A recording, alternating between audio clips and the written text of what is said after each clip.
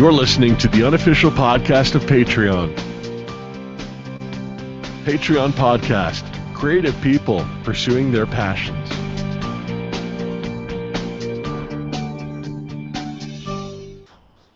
Hi, my name is Chris Cowan, and this is Patreon Podcast, the unofficial podcast of Patreon. This is the place where you get to meet creative and inspiring people, find out how you can be a part of their project, and maybe even get a little bit of insight into your own creative journey as well.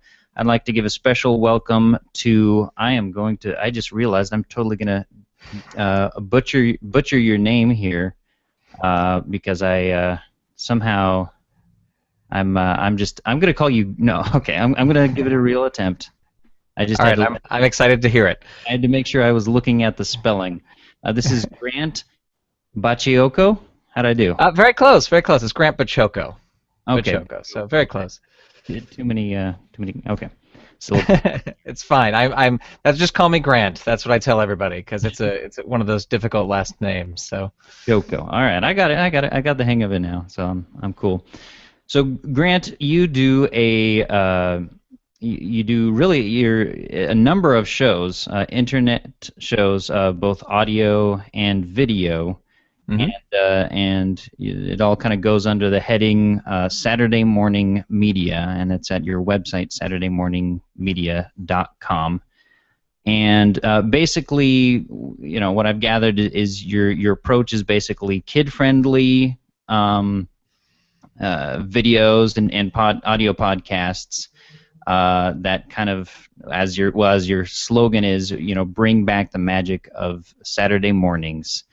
And I think that's great. I've gotten to check out some of your stuff, and I actually played some of it for a couple of my sons. I have twin 5-year-olds and a 2-year-old, and I showed them a couple of your videos last night, and they loved it. They were cracking up. I have to admit, I was even cracking up a little bit as well. So it's good. That's what we like to hear.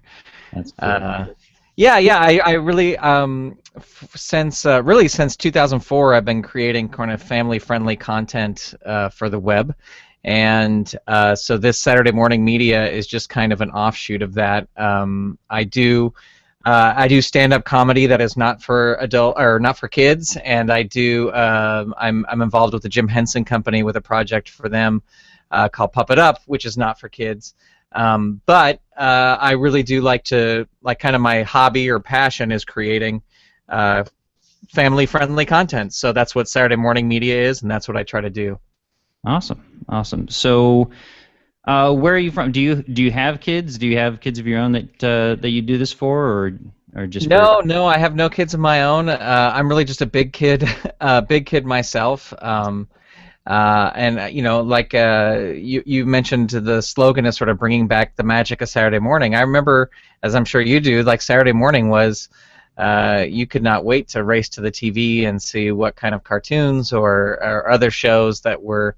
Going to be on, and really that kind of disappeared. So I was just kind of thinking of when I started Saturday Morning Media, when I was looking for a name even, I was like, what kind of says kid-friendly? And Saturday morning. So yeah, it's just sort of a passion of mine. I'm not, even though I do things for adults, and my stand-up is a little bit more adult, and the stuff with the Jim Henson Company is more adult, I personally, I usually prefer when I'm performing not to swear and not to go blue, as they say. Right. So just kind of my mindset is more of this family-friendly stuff, because really when you keep it family-friendly, you make your audience bigger, because you're not, if you drop an F-bomb, then there's a whole group of people who will not listen to your stuff. So. Yeah, I heard recently. Who was it? I think I don't. This is totally rumor mill stuff, so I don't know how true it is, but I heard recently somebody said, like, Dave Chappelle said something to the effect that if he could do one thing differently, he would have gone cleaner for a broader audience. I could be totally making that up because I'd heard it through somebody who heard it, but that's but I think there's definitely some truth to that. I mean, obviously, if you're not going super blue, not using a bunch of swear words. It does. Obviously, there's more people who can who might be interested in that. Have you ever felt like the clean has ever limited some of your audience in terms of who might check it out?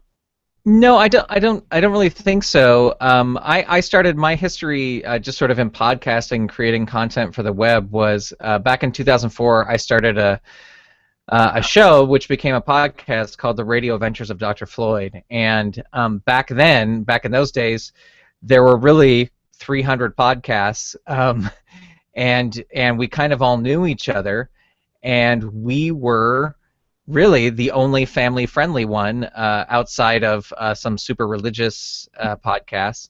But we were kind of the family-friendly one, and that is kind of where that show took off, because we were an alternative to all these people who were, which is great. I mean, podcasting is great because you can do whatever kind of show you want.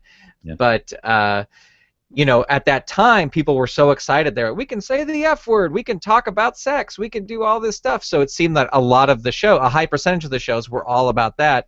And then we were this show that was just sort of family friendly. So that certainly helped build our audience, just because we got those people, because our show was sort of funny enough where the people who liked to swear and liked more adult things got our show, but then also the people who were more faith-based and stuff like that, they liked our show because our show was clean, so we had a bigger audience. So I certainly, there's certainly been people who don't like our show, but I don't think we've ever it ever limited us in any way.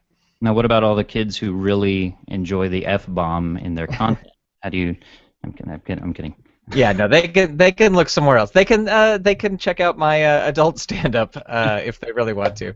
Although they're not going to find a lot of F-bombs. It's just going to be a little bit more adult. So. Cool. So you do stand-up, and then you also do with the Jim Henson Company. What's that called again? The name of the show is Puppet Up Uncensored. Okay. And that's I've looked into that a little bit. So that's basically like an improv puppet. Right. It's a live stage show. It's a lot like Whose Line Is It Anyway? If you've ever seen that, it's a lot like that, but with puppets. So we get suggestions from the audience, and then we act out those suggestions in different scenes and songs with puppets, and we do it in full view of the audience, so the people can watch us perform on stage, or they can watch the screens that we have on either side of the stage, and they can see just the puppets themselves. So it's a lot of fun. I've been very fortunate to do it for about 8 years now, and I just got back from a tour of Australia that was really awesome to get to go to Australia and perform with puppets. So. And I've worked on a few other projects with the Jim Henson Company, but that is the main thing. Actually, I did the podcast for the Jim Henson Company for about 6 years, and they no longer do that. But tying it all back to podcasting and creating stuff for the web, that's kind of how I got in at the Jim Henson Company. I was producing their podcast. Cool. So your Saturday morning media? That's obviously there's audio stuff. So there's no puppet elements there, but then a lot of your video stuff, that's primarily puppets, right? Do you do other stuff in that as well? Yeah, I do. It is right now. It's very puppety. Every Christmas, and I've done this since 2005. Ever since I realized that you could also podcast video as well. I've done a Christmas podcast called Grant's Advent Calendar Podcast. And that is just me counting down the days to Christmas by opening an advent calendar, and it's just grown over the years. Like I'll get emails. I'll start getting emails in September. It's almost advent calendar time. You're going to do the advent calendar again, right? And people really love it, and it's become a tradition to some folks. So that one, while that one would occasionally have puppets in it, that one is more just my face as I open the advent calendar in different crazy costumes and situations and stuff. Cool. And so you do the audio podcast and the video podcast. When did you start? You started 2004 podcasting, and what kind of was your Where did you get the idea to start doing this? What was your kind of inspiration or kind of the trigger? Well, it was just reading about it and thinking that it would be the perfect medium to do sort of a new version of an old time radio show, and people could subscribe to it, and when a new episode comes out, it gets delivered right to them. So that's kind of how that started. I had worked at the time with a friend of mine. We had created these characters, Dr. Floyd and all the other characters from that, and at around 2000 we were making that into a public access TV show, and we quickly, at the time I didn't really have much of a job, and Doug, who was working on it, he was funding everything, and back in those days, even though it's not that long ago, there was no iMovie, there was no Final Cut where you could edit on your computer. You had to go to these places and pay for editing time on these big old tape decks and all that stuff. So we kind of ran out of money, or Doug ran out of money to produce it anymore. It just wasn't cost worthwhile, I guess. And so we had these characters, and I just always wanted to kind of do something with them. And so I was watching old episodes of Rocky and Bullwinkle and reading about Rocky and Bullwinkle, and people were saying how Rocky and Bullwinkle, the animation was so bad that it was more just like a radio show with pictures. And I kind of thought, I got that idea. I was like, oh, what if we did these characters with a radio show? And so we started in 2004. We started in April of 2004 doing it just on internet radio. But then November 7th we put out the first episode on podcast, and it just took off from there. And by, I would say, 2008, 2009, we were getting 85,000 downloads a month. Wow. of the show. Yeah, and we were very lucky. We had a lot of great guest stars who came and just by asking them came and took part of the show. We had Jeffrey Tambor from Arrested Development. Yes. We had Joel Hodgson from Mystery Science Theater 3000. We had Father Guido Sarducci. He came and played a part on the show. Don Novello, and we just had all these really great guests come through and be on the show, and it really just kind of ballooned from there, and we're no longer producing that show, but that show is currently in reruns. So just every week an old episode comes out, and we're getting new fans all the time who just kind of stumble across it and really enjoy it. So nice. So but then when that ended, I'm sorry, you gotta. No, I was just gonna say. So it's now in reruns. So it's almost like your first, the internet's first internet old-time radio show, because it's yeah, a little bit. I mean, there were other ones before us. Dakota Ring Theater was doing it. I don't know if they were podcasting before us, but they were definitely producing old-time radio and putting it on the web before us. So I'm certainly not gonna claim that we were the first. But I think we were the first family-friendly kind of entertainment audio drama podcast, because, as I said earlier, there were only 300 podcasts and we all knew each other pretty much. So there was no other ones that I saw. So, but then when that show ended, when we were no longer producing that show, I really wanted to keep creating and keep doing stuff, and so that's where Saturday Morning Media came from. Was just to do that. Cool. And so you mentioned Doug, who helped produce Dr. Floyd, and looks like you've got several other people kind of on the team helping. Content? Well, it's mostly just me. I do all the writing, all the editing, all that kind of stuff. It's certainly my passion project. But I have a great set of friends that I've met by doing improv and doing puppetry, who are always willing to come do a voice or come help out with a puppet or things like that. And so I've been very lucky in that. And to bring it all back around to Patreon, when I started Saturday Morning Media about a year or so ago, I was like, I really want, my friends are great. They want to come help me out. But they're also people who are in commercials, who work for, who have worked for the Muppets. Allison Mork, who's a very good friend, does a lot of voices. She was Cherry the Chair on Pee-wee's Playhouse. These are all working actors. So I kind of wanted to, I want to pay them. I want to pay them for their time. Now, it's all out of my pocket. I can't afford to pay them a lot, but I want to give them something when they come in and either help with a puppet or they do some voiceover stuff.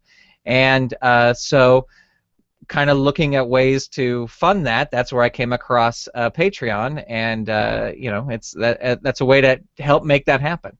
Awesome.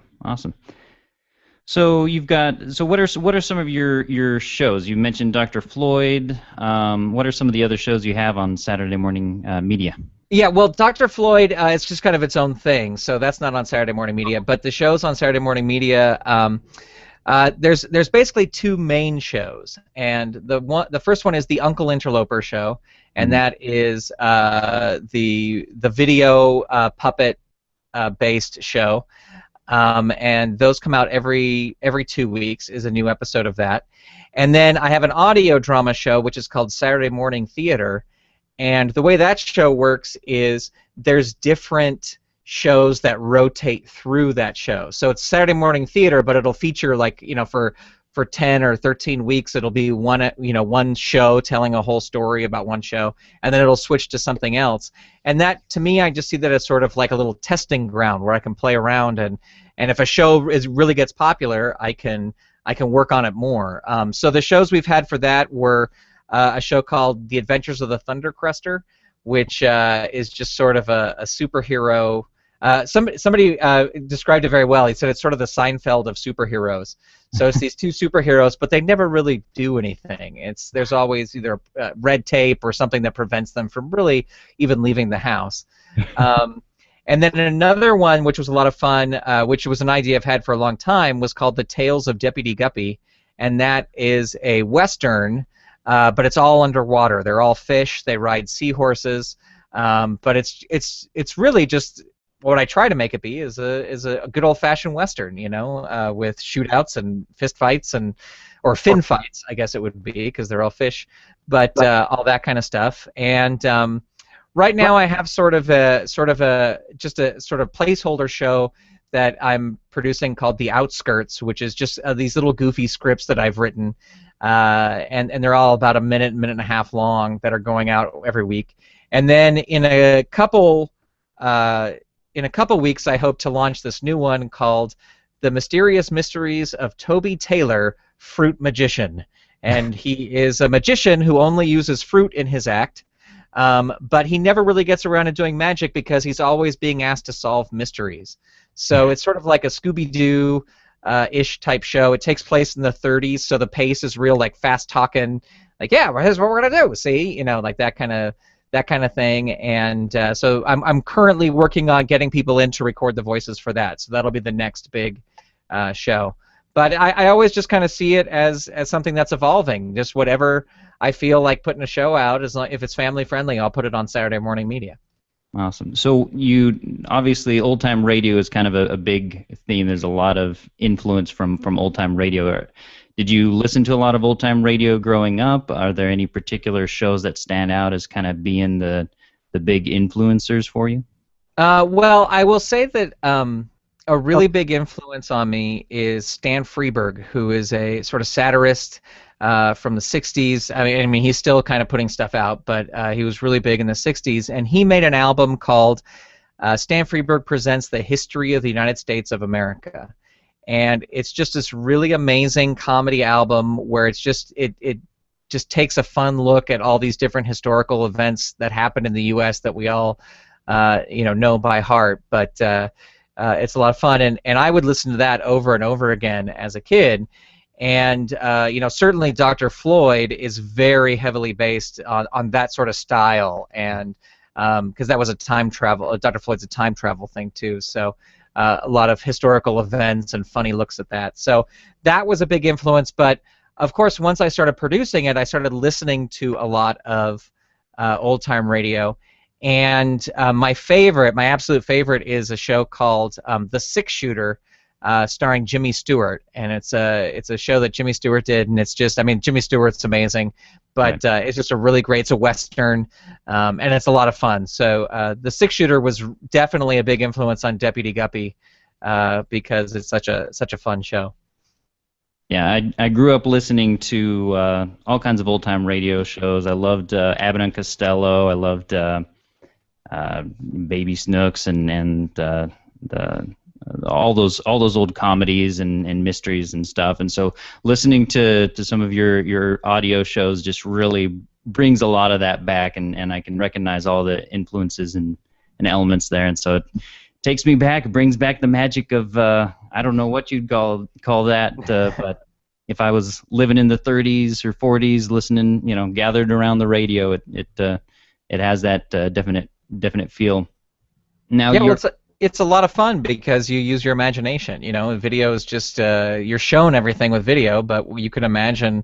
Stan Freberg said, "There's no budget constraints on radio. So if you want to fill Lake Erie with whipped cream, you can do that all through sound effects with radio. So it is a lot of fun to play around in that arena. Yeah. Cool. And then, so your video shows, a lot of those are puppets. I have to say, one of the ones we watched last night with the kids, was a song about Milano cookies. Did you write okay. That? I did not write that. That is one I helped produce, but I did not write that one. No. Okay. But that is a friend, Leslie Carrar Rudolph, who is actually Abby Cadabby on Sesame Street. She performs Abby Cadabby on Sesame Street, right. And that is her character Lolly. But I play Mr. Darcy the Beaver, and then I was I shouldn't say that I produced that video. I was in that video, but I produced some of her other stuff, and I produced the podcast. Lolly has a podcast called Wake Up You're Weird, and I edit all the video for that and put all the video for that together.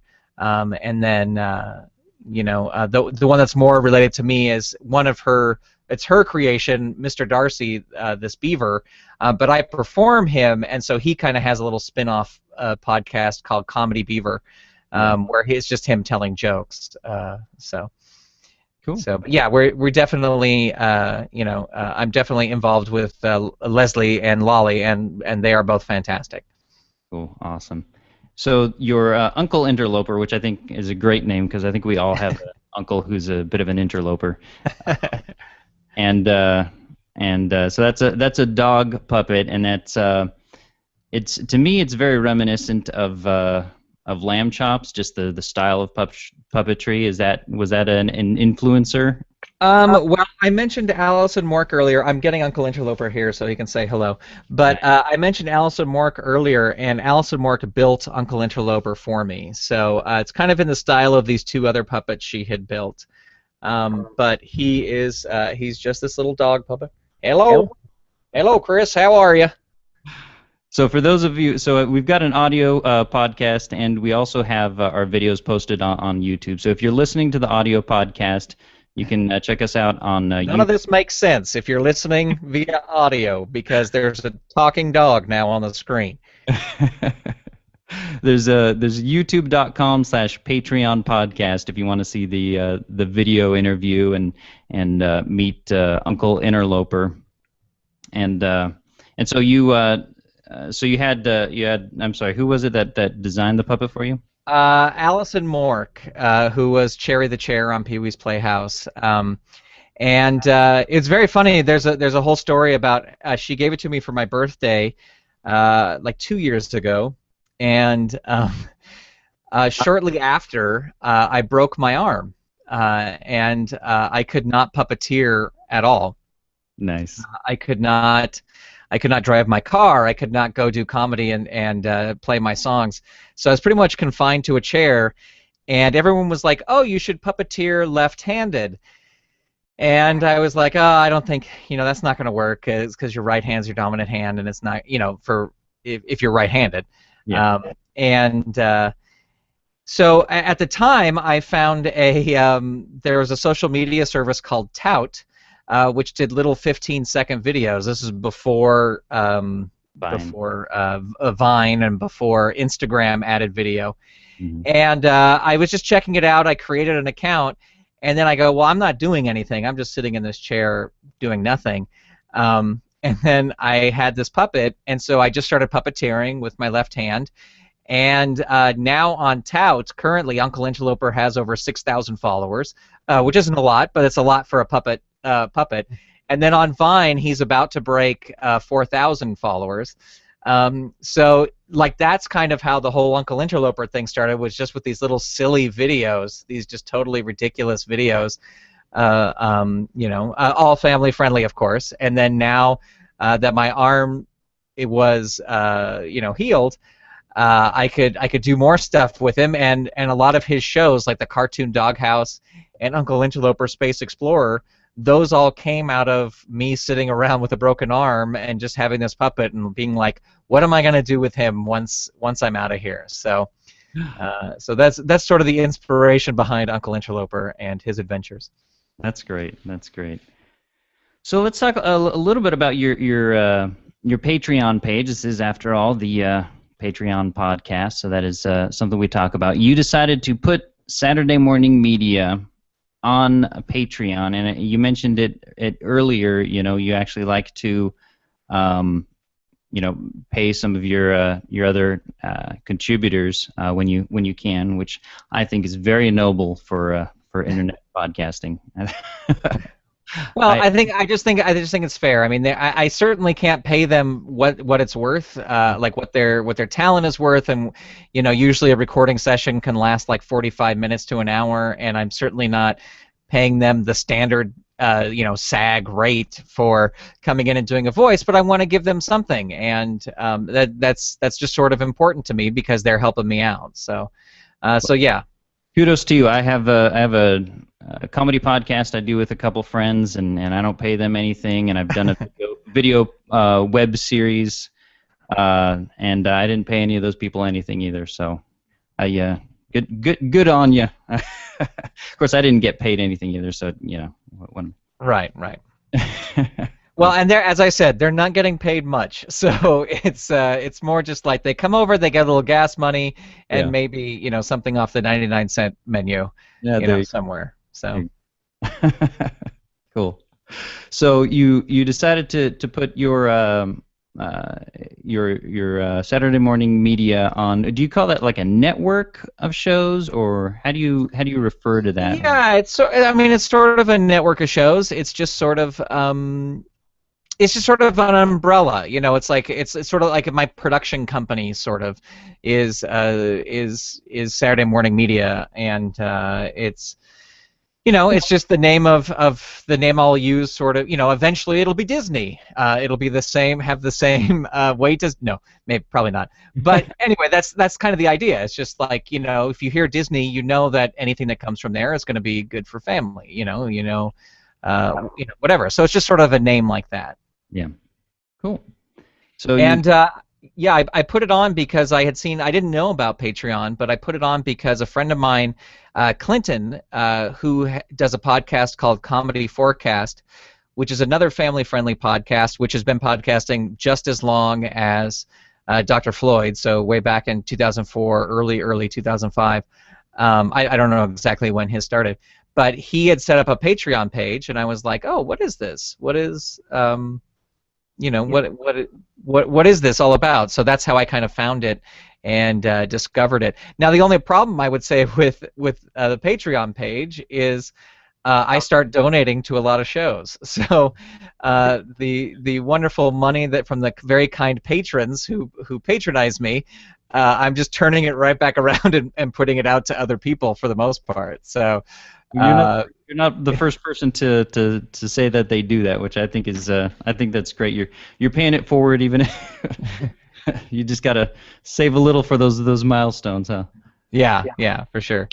Yeah. So normally, what I like to do is I like to have the guest provide a description of how when people ask what Patreon is, how do you describe it? Since you have Uncle Interloper with you, would you mind if Uncle Interloper described Patreon in his own words? Sure. Well, and if you go to our Patreon page, you will see that Uncle Interloper did our little video, or I keep saying our, it's mostly me, but did the little video for him and his pal Pasquale did the video for our Patreon campaign. So he knows all about it. So let me get him up here and see what he has to say. Let me just position this. All right. So Patreon is a way that if you enjoy the shows that we produce, it's a way that you can continue, way you could support those shows. Oh, I'm botching this all up. I'm sorry, Chris. You put me on the spot here. Let me try again. If you enjoy our shows, you can become a patron and support the production of more shows. And our shows are still going to be free. So if you're a cheapskate, you don't want to give any money, that's fine. But those people who do want to support and want to give a little, you can do that.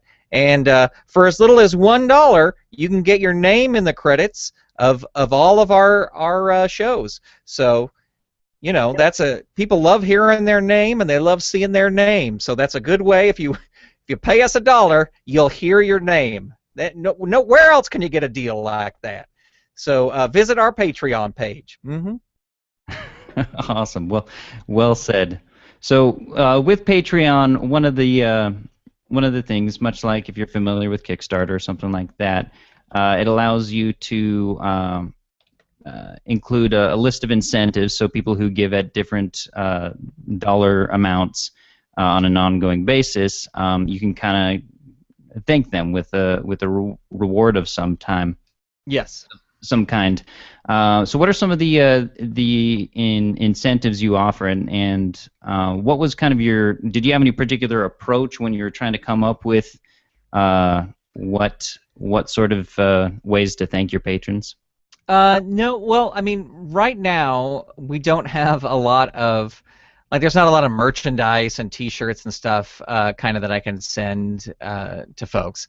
So what I wanted to try and do was come up with ways that it wouldn't cost me a lot of money to send, because I know that when people do, not that I'm cheap, but it's like when people do Kickstarters, some people will run into a problem where they realize, oh wait, I got to use this money to produce all the incentives and all the shipping and all that, and a lot of Kickstarters I know of have run out of money because they didn't plan that all out. So what I wanted to try and do was keep the incentives real reasonable. I didn't want to make crazy, like, oh, here's a $200 or $300 incentive. I just wanted to keep them low, and then things that I could easily do. So just as Uncle Interloper said, for $1, you get a thank you and you get your name in the credits, and you get to see the exclusive videos, which we will do. I have a couple of things for exclusive videos just for patrons up on the website. And then, like we have a little prize pack, and a prize pack is a button. Uncle Interloper has these buttons and fan club cards, which I can put in an envelope and I can send out. And it's a little fun little thing to get, I'm looking here at the thing, and then one of the other things was for the $50 level, you can get a Google Hangout or a Skype call with Uncle Interloper once a month for every month that you're a patron, and so we actually have one person who took up, who pledged $50 a month because they. And they're going to get a chat with Uncle Interloper once a month. So, again, I just tried to find things that would be fun, but also would not break the bank for me sending them out and getting them produced and all that kind of stuff. So, now as more and more, if we get more and more patrons, I can kind of tweak those a little bit and get T-shirts and stuff like that. But for right now, I think this is good for us. Yeah, and I think that's kind of one of the conflicts a lot of people face when they're creating a Patreon page is, oh, I want to give them, their money's worth for what they're doing. I want to give them all these great incentives, but I've heard, from some people they'll make the mistake of, oh, let me do all this stuff, and then like you said, they end up either breaking the budget and they end up spending all the money that they're getting just sending out the incentives instead of going for what it's supposed to be going for. They're hitting the milestones and helping them reach their goals in better content. And then also in a lot of cases, especially with you where you're doing multiple shows, you're doing a video podcast, which I know from experience is much more involving than an audio podcast. I've heard people say, "Oh my gosh, I'm spending all my time on the incentives." So I think it's a good tip for anyone who's thinking of creating a new Patreon page. start out with manageable incentives. Start out with stuff where you can actually keep your promises, show them that you're thankful, and not end up spending all your time thanking people and not any of your time, working on the whole reason you've got these patrons is because of the content you're submitting and your Right. your hope of improving that. So speaking of improving stuff, another feature of Patreon is we have the milestone goals. These are the goals where you say, hey, if I reach this amount per episode, or in your case, per month, Mm-hmm. It'll, it's different goals, and you can make those goals whatever you want. You saw. I like looking at the two milestone goals you've already reached. Why don't you talk about those two, because those crack me. Sure. Well, I just wanted to see if Patreon would even work. So the first goal was just to find somebody to donate $1 a month, just one person, $1 a month, and that was called as anybody out there, just to see if this thing worked. And then the second goal was if we got $10 a month. It was called "Prove My Mom Wrong." So and I should say I did that more as a joke, just like if 10 people pledged $10 a month, it would prove my mother that people actually like the content I'm creating. And I should say that my mom is super, super supportive of me. My mom has never ever said get a real job, but I just thought that would be a funny little joke to say, to get that out there. So those are the two milestones we reached. There are people out there, and my mom is proven wrong now. So those are good milestones to have under the belt. That's great. That's great. So the next two milestones you've got is 13 new audio drama episodes at the $300 per month level. So talk a little bit about that one. Yeah, if we were able to get up to $300 a month, that would really help produce. As I said, I pay all the actors, and usually my audio dramas will have anywhere from 5 to 10 actors in each episode, and I want to give them all a little bit of something. And if we hit that $300 level, it would actually allow me to make more content, because at that point, I might be able to find somebody who would help me edit the shows, because for the audio drama shows, we track everybody individually and then go through piece by piece to find the best take and line it all up and make sure. And I spend a lot of my time editing. So if we were able to hit that goal, we'd be able to produce. I'd be able to produce even more shows, because I'd be able to find somebody to help us to help edit the shows, and I wouldn't have to spend a whole week sitting down editing one 6-minute audio drama. So any way you can free yourself up for the creative process and limit your post-production, I'm sure is a huge boost both to you and your exhaustion levels. And yeah, exactly. Obviously it frees you up to produce even more content, so that's great. And then your last one is move to a bigger studio space if you make it to the $800 per month, and I think that's great. You'll be able to. So right now you're in a studio space is in a tiny room in Burbank, California.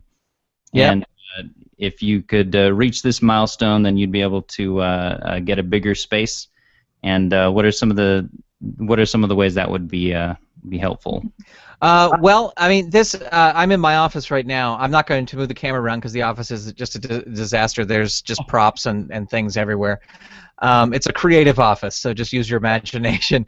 But I have this room, which is kind of like the little office room, and I got a couch for people to hang out, relax. And then it's kind of divided in two, and there's another room where I do all the sound recording, but then that's where we shoot all the little Uncle Interloper things. So there's a backdrop, his doghouse backdrop, and his table where he has stuff on during the show.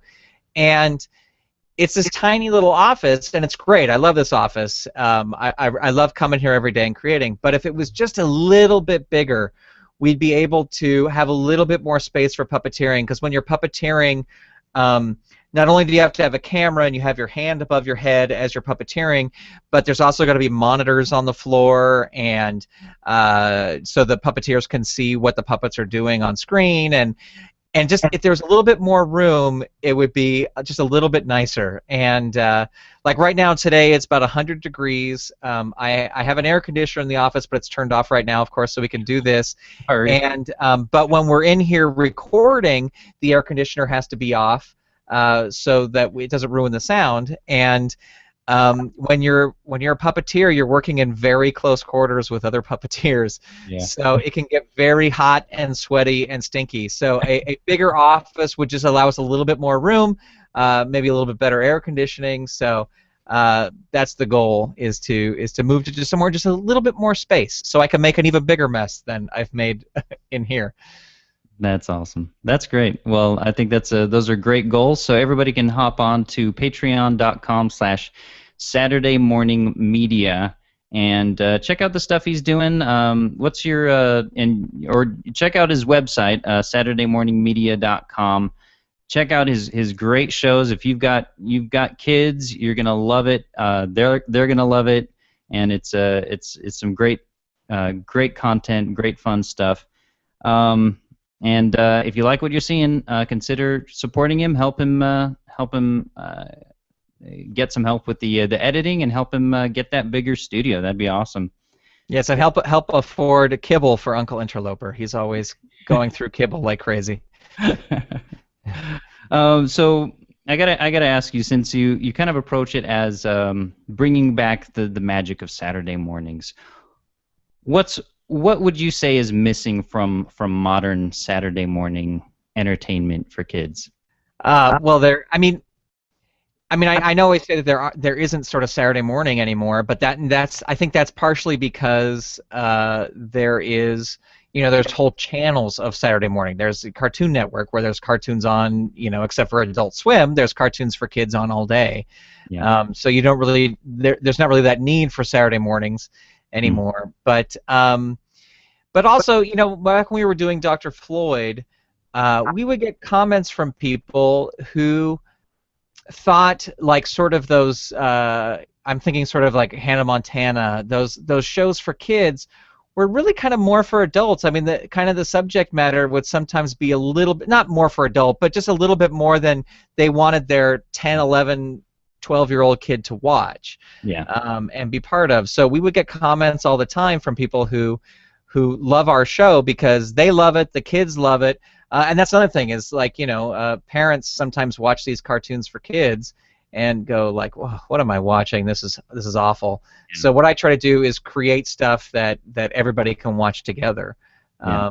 So I think that's what's missing, is there's not a lot of that stuff. It seems that it's either skewed for really, really young kids, or if it's not, like some of these shows I'll flip through, and I won't mention any by name, but like some of these cartoon shows now are just really random, and it just seems that it's about just this random comedy that I guess I may be too old to even try and get, but it just seems like, okay, here's the plot, here's what we're going to do, but we're going to have a waffle fight halfway through, and then we're going to do a dance party, and then it's like, well, what does that have to do with anything? That's just this random stuff they just throw in. You want your kid cartoons to be grounded in reality. Is that what you're saying? I want a narrative. I want to know what's happening and go, okay, here's the story, because otherwise it's just zaniness, which is fine. Zaniness is fun. But my influences are like, The Muppet Show and Rocky and Bullwinkle, and there was crazy stuff that happened in all of that, but it had a point. Like there was a through line, and there was a resolution to the end. So, I think that's what I enjoy. So that's what I want to create. So I'm not going to necessarily say that's important and everyone should say it, but that's what I enjoy. So that's the kind of stuff I like, and that's the kind of stuff I would create for others who enjoy it. Awesome. Well, I think we're about out of time, and Grant, I do not envy your heat in that studio, so I don't want to keep you longer than I need to. I do want to ask you, where can our listeners connect with you? We mentioned your website and your Patreon page, but are you on on Twitter, Facebook, anything like that they can find you or follow you? Yeah, I mean the main place to go to find me in all those places would be to go to my personal website, which is www.mrgrant.com. So it's Mr. Grant, just mrgrant.com. And then I have links. I am on Twitter. I don't have a personal Facebook page, but I have like there's a page for Saturday Morning Media. And things like that. So, but the best place to go is my personal website, and that's where you can find links to everywhere else. And I'm most active kind of on Twitter. That's where I like to be. So. Great. Well, thank you everybody for joining us. Thank you so much, Grant, for being on the show. If you are interested in checking out the show notes and any other links mentioned in the show, just check us out on patreonpodcast.com/SaturdayMorningMedia. And if you'd like to be featured on an upcoming episode, check out patreonpodcast.com and click on Be on the Podcast. And we'd love to have you and find out about your Patreon project. And, of course, if you like this podcast, you can find us on iTunes and leave us a review. Thanks again for checking us out. We'll catch you next week.